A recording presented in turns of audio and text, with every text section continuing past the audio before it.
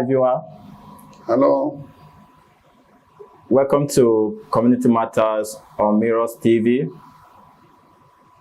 My name is Ola Aladejo. I'm your host.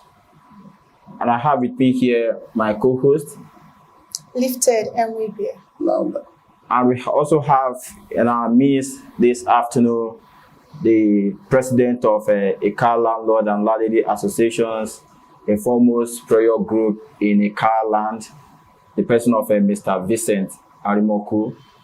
Can you please introduce yourself? Yeah, thanks very much. And I'm very happy to be in your midst at this appropriate time. I am Mr. Vincent Arimokwu, like you have earlier introduced. I'm the president of Ika Landlords and Landladies Association. All right, thank you very much, sir, for that introduction. Those are aware that your association took the BDC to court, and the hearing will be held on 11th of March. So, what do you have to say concerning this? It's very, very correct. And it's no longer a new story. We have really dragged the BEDC to court. And the case is coming up, like you said, on 11th of March this year, 2024. And it's a thing of joy. And we feel very much fulfilled with our missions, we Ika Landlords. We are putting them to court on behalf of the entire Ika nation because of poor services that have been rendering to us. And the people are not ready to change. The people, the BEDC, they are not working or giving their services according to the regulated process, legal procedure, set down by NEC, National Electricity Regulatory Commission, which are supposed to be a monitoring team and make sure that the customer's rights are also given, and also to make sure that the BEDC services are rendered according to law. But the people are victimizing us by their services. This is a very long story. It has just become a tradition of BEDC to start cheating customers and not obeying the radar rules. For example, we are supposed anyhow before you connect any house with electricity, it is their responsibility to provide prepaid meters before even connection. And they are not supposed to be giving us estimated bills like they are doing from immemorial. And they feel that there's nothing will happen. Even the first week customers to render services we are not supposed to render, we maintain their equipment for them. If there's any fault, they pressurize the community to pay for such services, which is not supposed to be. Because they know that we need the light at all costs. So what they do, they normally make sure, they let you know that without this, you will not get light too. Because of anxiety, a lot of people anxiety to get light, they be forced to be paying. Sometimes we pay for ladder, we go there, we rent ladder for them. Recently, at this transformer by Urubo, which street is here, they were collecting 20,000, 25,000 from every household. And the transformer was donated. They said they need some money to connect. Every landlord will pay about 25,000 for connection. And despite that, at the end of the month, they give you estimated bills which the customer did not consume. And when you refuse to pay, they will cut off your light because many people are anxious to get light. They don't care. Even the light that they don't supply. So They keep giving estimated billing. And apart from that, they are not supplying the light. Their light have been epileptic. I can let you know, everybody is aware, that if you cannot get light for more than 30 minutes a day. So, when we notice these things, we know we cannot take to this. We have protested against it. We have had series of peaceful meeting with BEDC and their management, but they refuse to listen. And we don't want to resort to self-help. We have protested severally, but they refuse to heed to our appeal. Then we cannot decide to take to self-help, or we'll be controlling our youths. A lot of them have been complaining, they are reaching us. Then we felt that there are normal procedure to address issues. And that the only hope for the common man is the court. So before we went to court, we made sure we followed all due processes. How do we inform them in writing, which has to expire for a period of not less than 1 month. After that, we also wrote to NEC, National Regulatory Commission, who are the people like the monitor or the go-between or the moderators between we, consumers, and BEDC. And to let them know that we are taking BEDC to court. And also we mentioned the reasons why we are taking them. And most of, after that expiration, before we now file the case against them in the High Court. So as I'm speaking to you, the case, the date for the hearing has been fixed for 11th March this year at Owibu High Court. But for now, you know, we are not working for ourselves. Whatever we are doing it on behalf of a carnation. So we have now arranged a meeting of Ika Landlords and Landlords Association with stakeholders and associations of Ika Land.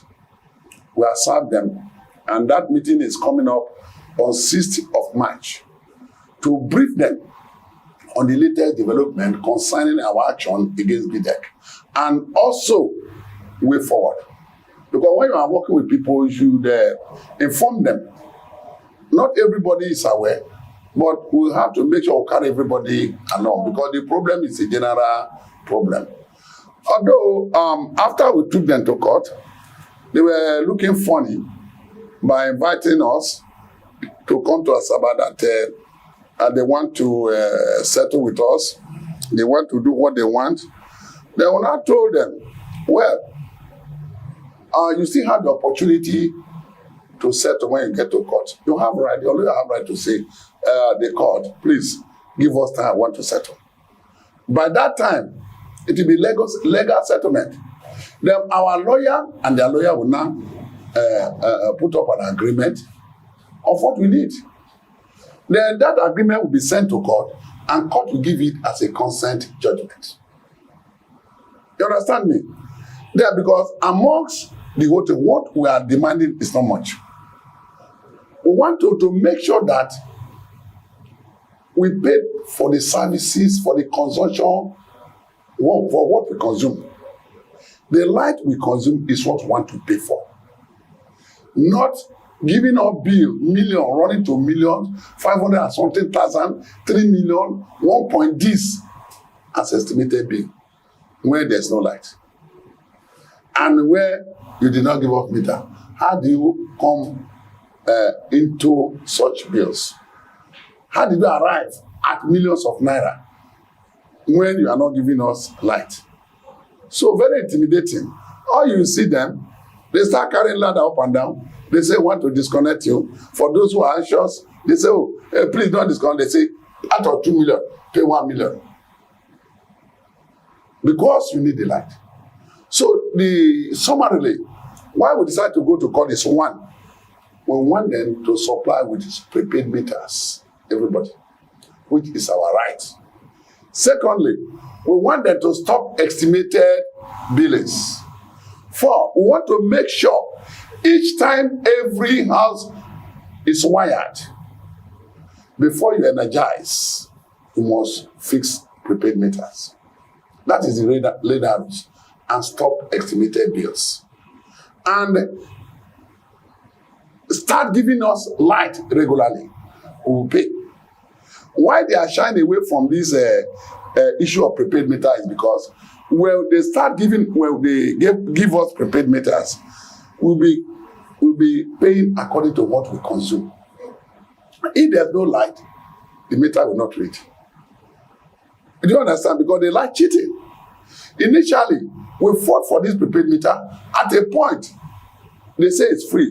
Then we told that they start giving from Ika Grammar School down this way, transformer by transformer. But at a point, they just stopped and say the meters are no longer there, and that the government did not provide again. Later, the same people say the meters are there, you need to buy it. No more free. Good. If you go to buy, they will bring estimated bill which you didn't consume. Say, after paying the estimated bill, you pay for the meter. It's another way of making sure the meters are not supplied. So based on this, we are very confident that the only assurance we have is the legal action we have taken. And I'm seizing this opportunity to thank all people of Ika Nation, especially my members of Ika Landlords and Landlords Association, who have always stood to help their people. Because not everybody is interested. As we are now, our personal effort and money, we the members, are what we are using to fight this cause. So I'm very happy, and I'm here to tell you that we are going to succeed. Thank you very much. Okay, when talking, you make mention of a prepaid meter. So I want to know, do you think that prepaid meter will reduce cost, or it will help it will help in constant light? Okay, good. There are two different things. There's a difference between issuance of prepaid meters for use and supply of light. Prepaid meter is like your telephone, how you charge it and make use of it. If you have a prepaid meter, the bill, your consumption will not run when there is no light. But when there is light, it's only where your prepaid meter, what you recharge will be spent or utilized, just like your telephone. So why these people, if they give us prepaid meter, you have no business with them. They'll be forced to give you light, because without light, they'll not get anything. Okay. Because you are going to go to the office to buy recharge and your token and charge your prepaid meter. Okay. So if there's no light, the prepaid meter will remain there without reading. It's like when you have your telephone now, you recharge. Even if you recharge 1,500, you keep it there. You didn't use the phone. With the credit loss? No. Just take it there. So good. So there are tricks now why they are worried. Because if they give all of our prepaid meters, we have no business with them. If you decide that you don't want light, you forget about light. If you decide, you will decide how much you want to pay to go and recharge. Okay, if you go and recharge now, like 5,000 naira a month, it will carry you with the situation now. It can even carry you for 2 months, 3 months. Yeah. Because there's no light. Yeah. And when there's no light, no bill. It will not read. So, and if it does not read, they will lose. They will lose, yeah. Because they have nowhere to get their illegal money. Is that clear? Okay. Okay, good. The supply of light has no business with prepaid meter, issuance of prepaid meter. Because if they now know, they say give up prepaid meter they give, they'll be forced to give light so that they will benefit. Do you understand the thing? Yeah. Because if the light is not there, with prepaid meter, they will not get 1 naira. They will not get anything. Anything, because it cannot read. It's affect the company. But what they are doing now, whether there's light or not, they will come and give you bill. Yes. That is the difference. An estimated bill. And if naturally, nobody is supposed to be giving estimated bill, we are supposed to be giving our bill based on consumption from the meter. Even when they were using analog meter, they don't still read. They just come and give you anything. What it's supposed to be, what the reading is what they calculate, you pay. But the opposite is it now. And they're so confident. They've been doing this thing for a very long time. And they've been so confident that Ika people do not react. If not some of us who felt that everybody cannot keep quiet. It gives me joy to assist my people. I don't care how much I spend to make sure this action succeeds. If it succeeds, it gives me joy and everybody will be happy. Can you imagine somebody, this is your company and you have a client and you want us to buy pole, buy wire, buy transformer, buy everything. And at the end you come and give us bill and which is wrong. And the bill does not come according to how you supply your line. Your line. So, it's cheating, it's embarrassment and it's intimidation. Yeah. Let me give you an example. At Obi Road is, it come out from Agbobi, run down straight to Uromi Junction. At a point, where their transformer is bad, it was bad. Somebody donated a transformer. Now, when they connected it, for a period they have no line. All I heard, they said they are saying everybody should pay 10,000. That was last year, 2 years. Pay 10,000 to do what? For what you pay? He said, I kept quiet. The manager didn't know I was coming.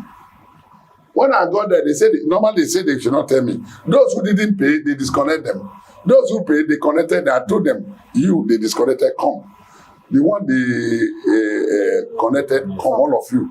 You see, then I just decided to hide myself. When they got to there, the manager, they told them to come to the office. Not this current one, it was last year or 2 years old.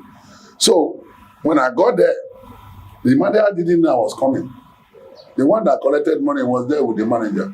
I said, hey, manager, I thought you said anybody that collect money should come and let you know. This man standing with you is collecting 10,000. What is the money for? I say, lost revenue. Imagine that. Lost revenue. The guy with the car with the camera. He said, hey, don't film you. Don't. I said, say no in your mean in Igbo language, film him. Then when I saw that he was worried, I don't want to sack you. All of you go back and return the money and connect. They did it. We have nothing to do with trouble. Trust and obey. Yes, digested. And that's me. Digested. No, I'm not an enemy to them. For example, one of their manager, I normally relate to Nasaba and all that. Since he heard that we are in court, he doesn't pick my call again. As if I have personal problem with him. You are working for your company, I'm working for my people. Yeah. That is it. You are not because I took. Why not do the right thing to respect me? So that we maintain good relationship. So like me, if I'm so determined, if I want to do anything, I don't give a damn. I'm not somebody that base life on sentiment. Okay, Mr. President, thank you. You have done well. I just want to deviate a little from the slight issue. Yeah. Let's talk about, I think this will be my last question, about security in a car land. Because a lot of families are having sleepless nights, today kidnapping, tomorrow robbery and all that. So what do you think we do to solve this problem? In the first place, security is a responsibility of I and you and everybody. Yeah. You must play one role or the other in terms of security. Either by giving useful information, either by keeping certain rules and regulations concerning security or assisting the security groups. I want to seize the opportunity to thank our local vigilantes who volunteer themselves. They are doing too much. They are doing wonderfully well. And again, we need to involve traditional rulers. Because in those days, when things are difficult, you call traditional ruler will call all their subjects. They will put a curse on whoever that is doing it. We also have traditional ways of solving these problems. if the traditional rulers want to assist. They need to involve, traditional rulers need to be involved. There was one time here in Ambo, when there was a protest program, I think somebody killed somebody, it was egg they used to drive security people away who came to arrest. Egg was driving them. What I'm trying to tell you is that our traditional rulers should organize and go back to tradition to solve this problem. Okay. Because there are many ways of solving. Is it not by a pursuing? There's a way they behave, the people will run away from this town. So it's not depending on only police, this and that. And in fact, when we have information, we should give to the security agencies. Okay. And apart from that, if you know everybody, security is all of our responsibility. And you mind the way you move, you mind how you expose yourself, you mind how you give information about yourself. Some of you go to obituary, begin to throw money, blah, blah, blah. You say, Chief this, they call your name. Then and the two, mind the people around you. Okay. Because if you want, for record of those they have caught, there's always an insider. Of course. Hausa man, Yoruba, can they know Agbo without indigenous? So that's my own suggestion, and we all have to be vigilant. And if you see a strange person within you, you have to act. Okay. Because there's no how they will come without survey, without planning, and everything. And be careful of somebody you get to. Nowadays, no sister, no brother. Yeah. You mind your business. I bring this, some of you go to North, you go and carry housemate. You don't know who the housemate is. You go and carry houseboy. You don't know who the houseboy is. So that is my own idea. All right, sir. Thank you so much, Mr. President. So this is where we draw the curtain. Yeah. Thank you for your information, for your time, and thank you for honoring our invitation. Thank you. We look forward to more collaboration with you. Yeah. Thank you for the work you are doing for the people of Ika Land. God bless you. Yes. Okay, Mr. President, thank you so much. Yes. I think the viewers, you have heard all he said. I think our Mr. President need applaud. We need to applaud him because he's doing well. And at this point, if you have any suggestion on how we can tackle the security problem, I think you should drop it in the comment section. Okay? Thank you and God bless you, our viewers. Keep on watching MirrorTV and make sure you subscribe to our channel. Thank you. Thank you very much.